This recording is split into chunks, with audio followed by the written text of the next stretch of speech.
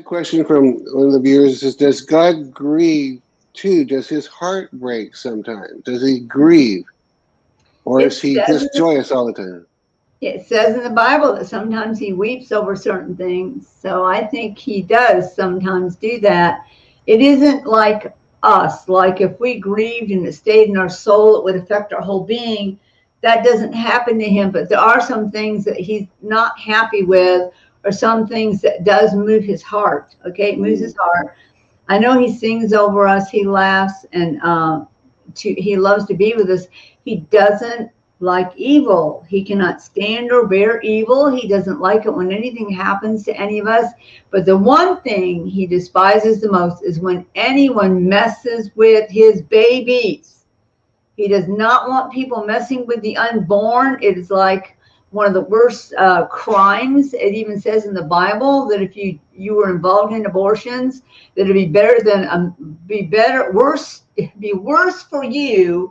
And when they say millstone in the Bible, they're not talking about a little rock. Millstones are the size, half the size of your house. They grind. They have like water mills even back in the old times. Sometimes they still have some. These massive things that weigh probably tons.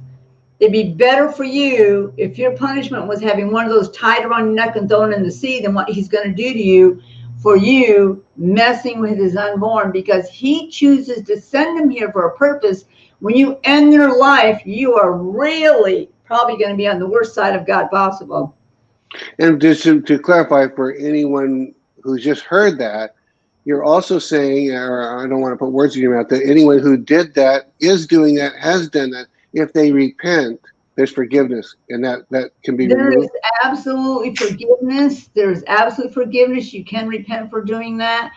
And I've told many people who had abortions, repent of what you did.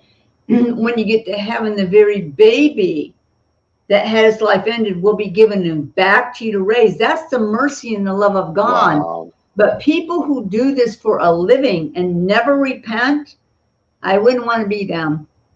Oh, wow. So you're saying if somebody had an abortion, I think Jim Baker's wife that she's been married to 15 years, whatever it's been, had 5 abortions, and then she adopted 5 children. But you're saying when she goes, and she talks about it publicly, so it's her public testimony. Yes. Lori, I think is her name. And when she goes to be with the Lord, she will have 5 babies to raise? Yes.